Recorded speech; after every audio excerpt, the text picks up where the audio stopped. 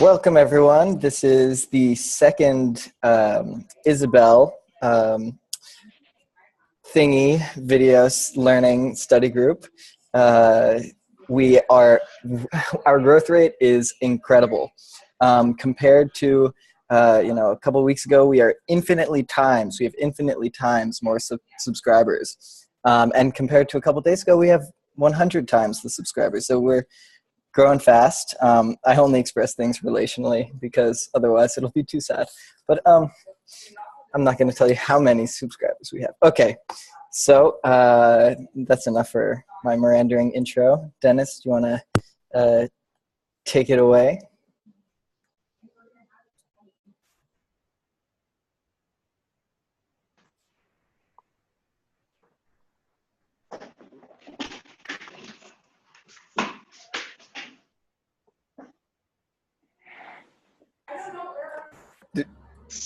Sorry guys, I have incredible internet problems. Maybe I didn't.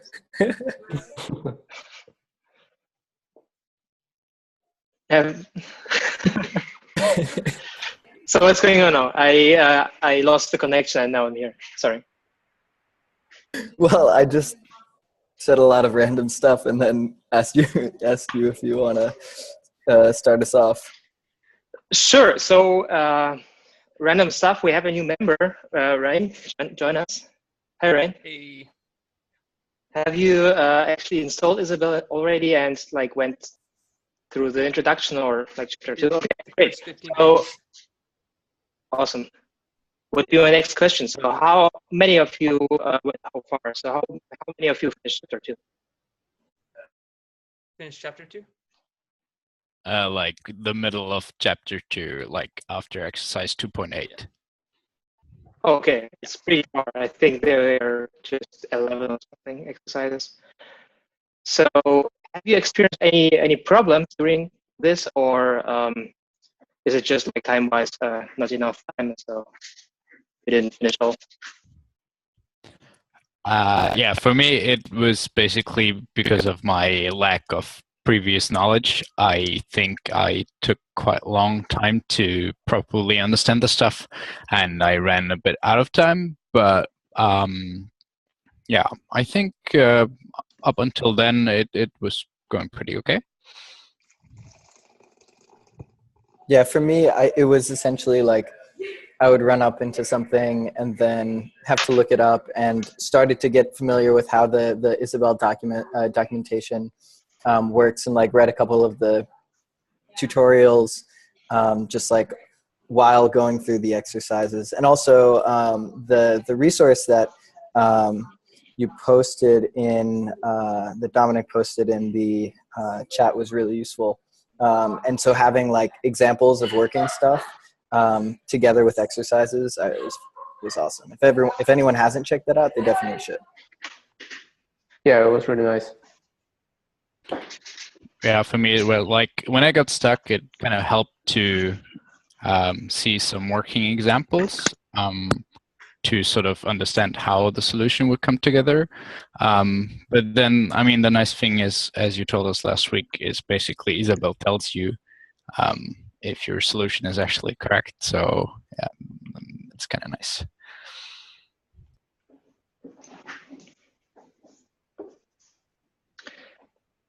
How did your experience with other theorem provers versus Isabelle?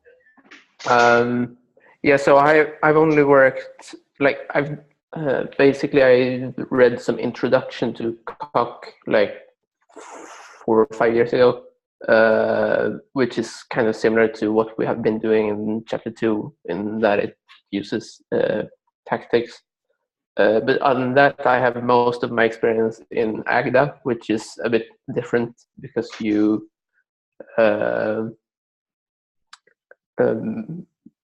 it's more similar to the natural deduction style, but also not completely that either. But I am not sure if I really like this tactic style, honestly. But I most of it makes sense, but it's like it feels like I have too little control, but that might be because I don't understand the tool properly either.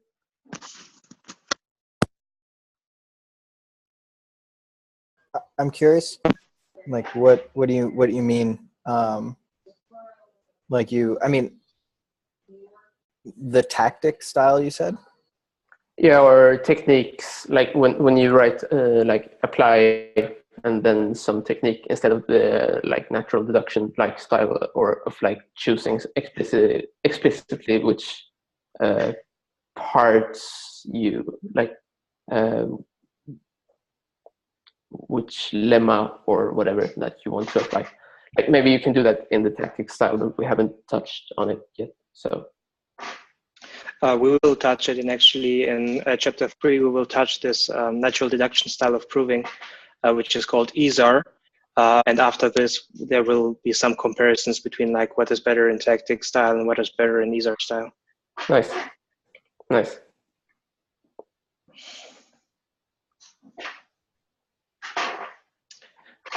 So what about you, Ryan? Have you, was it easy for you to get in? Yeah. So I've also done some work with Cook, however it's pronounced, and it was very similar to the stuff I'd done with Cook as well. So it was pretty easy to get in, and yeah, I don't know. I liked it. The only thing that was kind of irritating was the editor constantly like indents everything and then like de-indents, and that's. But yeah, everything else was pretty simple. So yeah. Is there a solution to that indentation thing? Because that was freaking me out. Like, yeah, same here. I hate that. So there are some tweaks in the settings, but they're really granular. You have to tweak everything yourself. Actually, it's like really tweakable. So what I did, for example, is I have a setting when you write some /end and you want an end symbol, for example, you have to wait half a second, which really freaked me out. And there is a setting for exactly this time period, whenever it should like get a pop-up where you select the actual symbol. And I set it to 0. So immediately after I type end, I get a pop-up where I can select symbols. And this is, for example, one tweak. I really encourage you to go to the preferences and like tweak it, because the editor sucks and you cannot control Isabelle out of like your preferred Emacs or Vim style editor, which kind of sucks. Yeah. Nice. I'll have to go through those.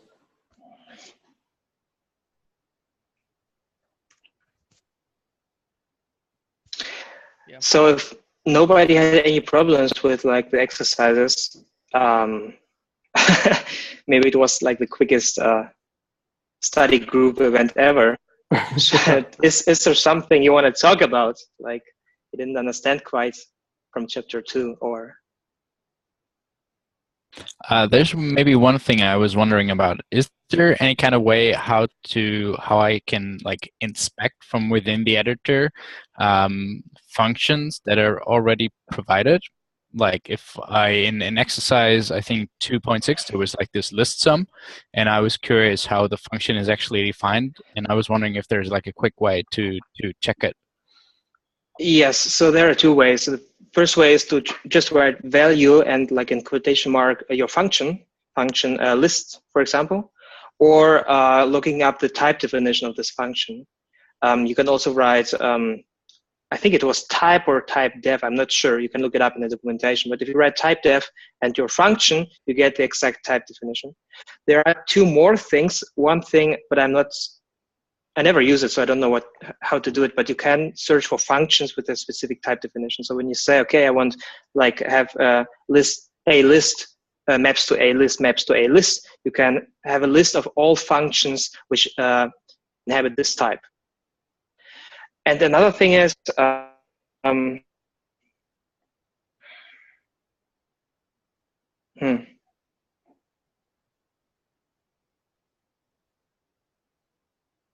forgot it. Sorry. No. Yeah. So those 3 tools are really handy. So I use value a lot. So value something, and then it lists me the the value or the function or the simplified function. Oh yeah, the third thing was if you, I'm not remember the keystroke exactly, but I think it's like Command or Command Shift or just Control. And if you click then with the right mouse click on your function, it should jump to the definition of this function. Nice. Either like in your code or in the Isabelle provided theories, which is main. But you can look up this keystroke as well in the documentation. That's cool. Yeah. All right, I'll check that out. Nice.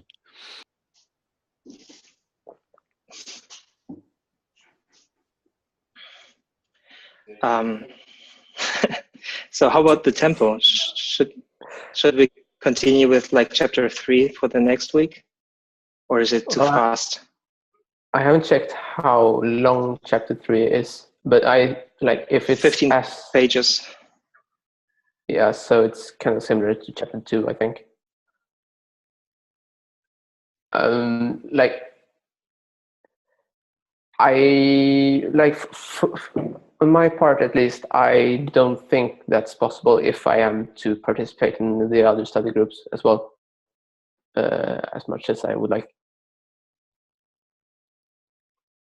So like half of chapter 3 or something? Yeah, I guess so. That works for me. No. Yeah, for me the same. Like half of chapter 3 sounds more achievable for me than the whole thing. Okay, amazing. Cool. Do you think? I mean, I know Dennis, you have a bunch of like work that you've already done in Isabelle, and I personally learned a lot from just you like showing us like some interesting things. For instance, you know, like the row formulation. I don't know if you have any other like interesting examples. I have. I can like go through one now. So for example, there is a really nice implementation of Modal Logic in Isabelle. And because Modal Logic is basically a fragment of first order logic, and first order logic is a fragment of higher order logic. So you can implement easily Modal Logic in higher order logic. But I'm not sure whether it makes sense, because some of you might don't know what Modal Logic is at all, and it will be maybe too intense to like cover the whole Modal Logic concept here. So who many of you know what Modal Logic is? It's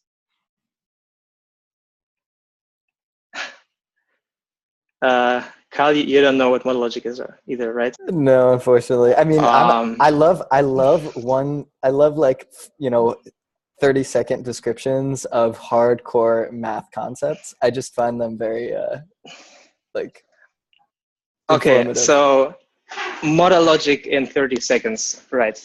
So Modal Logic is like first order logic, but it has two additional symbols, and one is a diamond and one is a box, and they can go in front of formula. So when you have a phi, and phi is a valid like first order formula, you can write box phi or diamond phi, and both will be valid Modal Logic formulas. Okay, so first order logic is a logic of true. So you say something is true and something is not true. Modal logic is something similar, but it's true in a broader range of something called Kripke semantics. Kripke semantics is just like a graph. So it has one additional relation, which is a reachability, and it's like many world semantics. So you can say, okay, we can build a temporal logic, so a logic of time on top of modal logic, or a logic of space. So you can say we can reach it in space, or we can reach it in time. And this allows you to formulate formulas. For example, in the future, there will always be a time where something happens. And this reachability relation in space, for example, you can say, okay, I have one-dimensional space relation, and I can reach one point from another exactly when I can reach another point from one point. So it's like interchangeable, like it's commutative. And in time, it's not the case. So if you can reach the future, from the future, you will never be able to reach the past. And but not only like space and time concepts, you can also build like denotic logic on top of it, and different concepts. And denotic logic is like a logic of morality. So you say, okay, when it's when you should do something, you're obligated to do something, but not when you're obligated to something, you should do something. And you can build all those concepts on top of modal logic. And basically what it is, you can imagine true is only true in one world. So it's like omnipotent true. And in modal logic, it's true in some worlds and in some reachability of different worlds.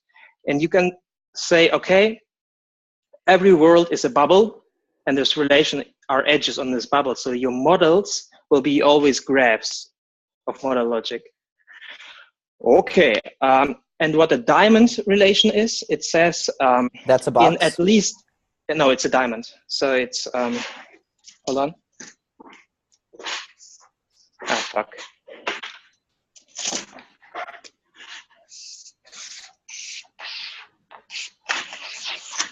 What you were diamond. A diamond fee.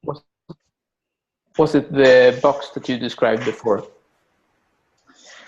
Both. So it's kind of like the semantics of modal logic. The semantics are always graph. It's called cryptic structures. And inside of those bubbles, which are worlds, some true exists. And you can say, okay, some true exists, and you can reach a state where this true doesn't exist. And those model operators, like the box or the diamonds, is a relation on this worlds. So everything else, which doesn't include the box or the diamond, talks about the true in this world, except like the box and the diamond operator, which are talking about reachability of true in different worlds. And the diamond operator says at least one world which you can reach inhibits the true. So if I say diamond phi, then whatever phi is, I can reach a world where phi holds, where phi is true. And the box operator talks about, like, it's kind of similar to the quantifiers. So diamond is at least one world, and box is in all reachable worlds. So in all reachable worlds, something is true. Yeah, and this is basically modal logic. It was a little bit more than 30 seconds. Cool. The diamond, do you ever specify which world, or is it just assumed that from your current context, you can reach that world? And I mean, it doesn't matter. Like. Exactly. From your current context, you can reach this world. And in normal first order logic, when we like validate a formula phi, we validate it omnipresence, omnipotence. So we validate it in all worlds together, agnostically from where we are currently.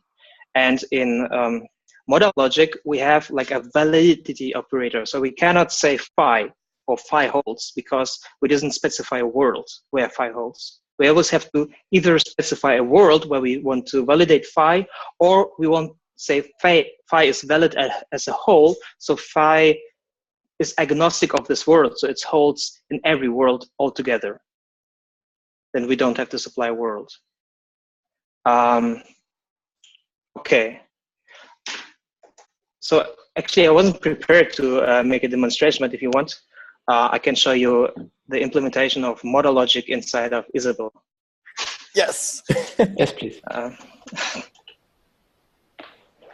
This is so amazing. I love this. To give me a moment to start and to like find it.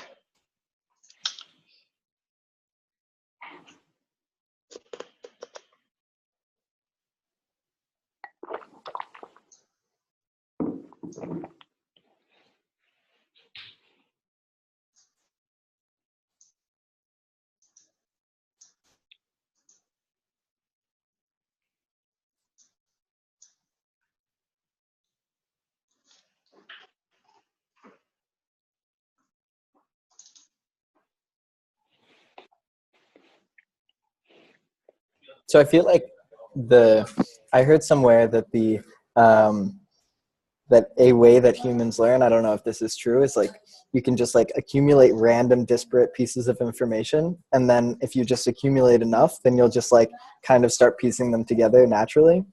And so I love the kind of, you know, 1 semester course in a 2-minute period for like gaining that little, like those breadcrumbs. Anyway.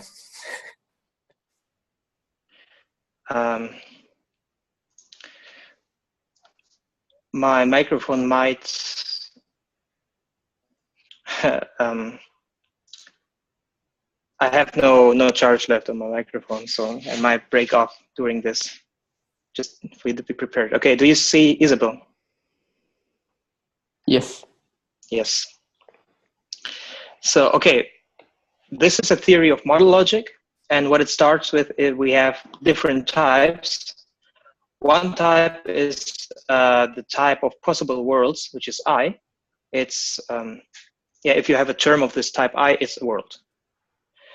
And we have a type mu, and mu is a type of individuals. So we don't care what it is. An individual can be like a string or like a predicate. It's basically an individual.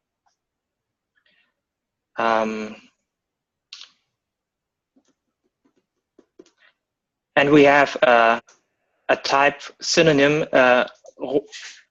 sigma, and which is of type from individuals to bools. So it says that providing a world, we know whether in this world something is true or not. So this is basically a predicate on worlds. In addition, we have a relation R, which is of type from world to another world to a bool. So basically it is an edge relation from a world to another world. It's accessibility relation from worlds. And this is how we build the scripted structures, this many world semantics. And when we now embed a first order logic onto modal logic, what we actually do is we say, okay, we quantify we parameterize the true of every formula onto this world. So basically we say, okay, whatever we do here, it depends solely on the world where we're in. So we abstract it away. And top will be for every world is true. Bottom is for every world is false. And if we negate a formula, and we know our formula is also a modal logic formula, we parameterize it on and pass just the world to it. Like this is the same thing for predicates. First we abstract on the argument of the predicate, and then we abstract on the world. I have a, how do I read in my head, like where top, like what is the, like lambda and the equivalence? Like what would that? Okay, this was covered in chapter 2. So this is abbreviation, and abbreviation is just a simplification, which is trivially true. So wherever something like this appears, it gets simplified to this. It's basically saying that top doesn't appear in the underlying logic. It's just shorthand for syntactic convenience. Yeah. We syntactically just substitute it. And it says, okay, it's a function of worlds, but we don't use this argument nowhere here. We just say it's true. So it's basically in every world we pass in, we don't care which word it is trivially true. Oh, okay, I see. Yeah. What we haven't covered though is we have said, okay, M true is modal true of type sigma. And here we have brackets and a symbol. And this stands for, so usually we would need to write here M true as well, but we can use this instead as like a symbolic representation of this function. So we don't need to write M true everywhere we write top, but we just can write top. It's just our symbol of choice. Exactly this, it's negation of like something, and this something is then phi. So we can just write negation instead of m not as a function application, basically. It's just to have like this pretty syntactic notation everywhere. Cool. So yeah, this is, do you have any questions up until, yeah, here, basically? No. Because it does everything like it's expected. We just parameterize every first order formula on the world we are currently in. Oh, is Dominic gone? No, it's still here. Okay. What's the difference between the two different for alls and exists?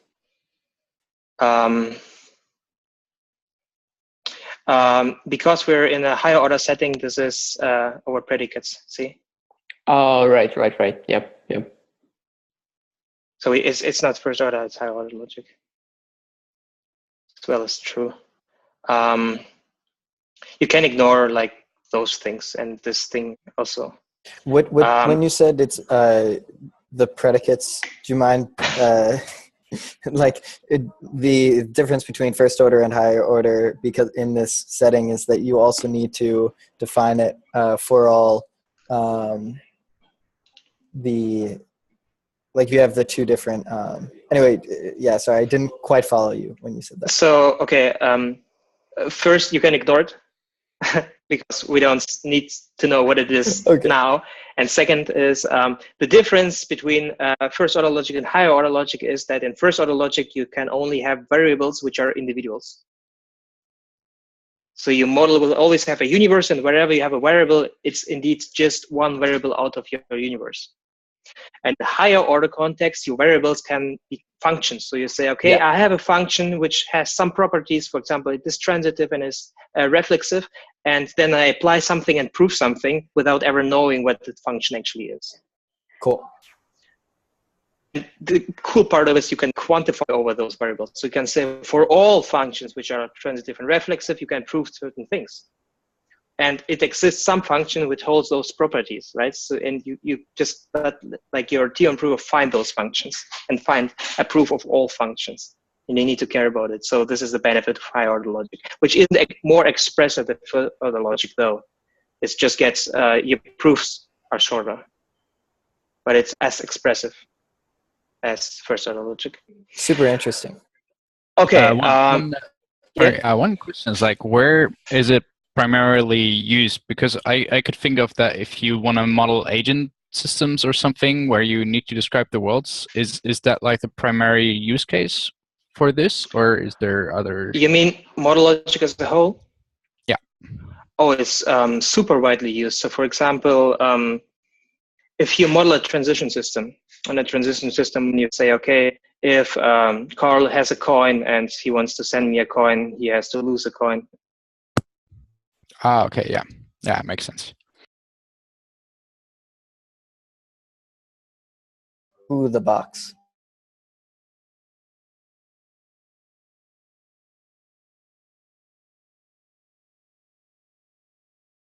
We don't hear you, Dennis.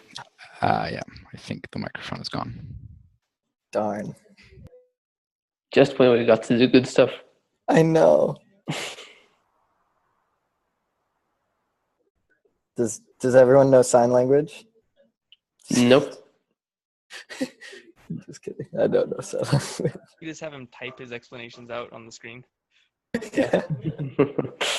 Please type an explanation of modal logic for us.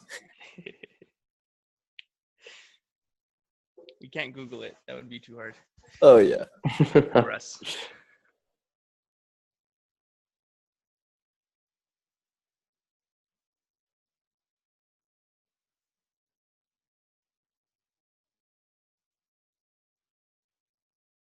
Take your time, by the way.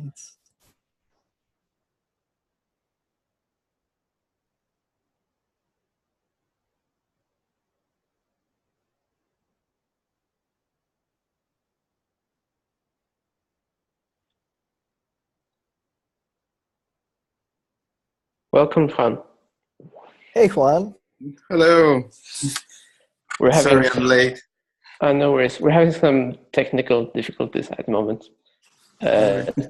Dennis was showing us Modal Logic in Isabelle, and his microphone ran out of batteries, and then he left. Right, so it's my fault then. Yeah, exactly. Yeah, I'm gonna join. Oh, let's break the microphone.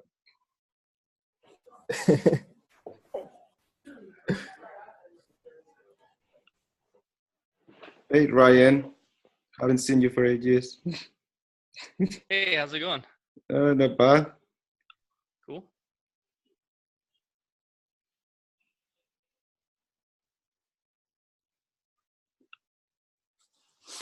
I have a feeling that Dennis had to like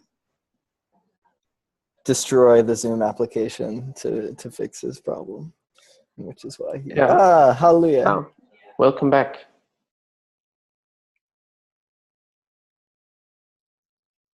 No, we can't hear you.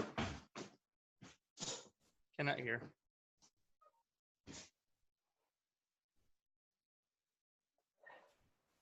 But I mean, since this was interesting, but since it wasn't really related to exactly what we're doing, maybe we should skip it until Dennis has battery, next week. Yeah, sounds good. Sounds good. It was already interesting enough, and now we have just this amazing teaser. You're gonna have to finish it. You really have to. Tune in next time. Perfect cliffhanger. Oh, no worries. Okay, perfect. Well. All right. Thank you anyway, Dennis. Yes, thank you, Dennis. So I guess we're pretty much done. Yeah, so I guess now that Juan's here, we can all leave. Juan, we're doing half of chapter 3, like the first half of chapter 3 until next week, if you want to tag along. Yeah, that would be great. Yeah, I'll find the book in the chat, wouldn't it? Yeah. Yeah, and just ask questions if you have any, like on installing or commands or whatever. Yeah, and you can also look at the previous video for our first episode and this video for this episode. I keep calling them episodes. I'm just all about this like YouTube. I'm like, I'm a star. Anyway. 3 views. Woohoo. 2 subscribers. Oh, I gave it away. 2 subscribers. We have 2. Which is Dennis and Ryan. Right, okay, cool. All right, guys. See you. All right, see ya.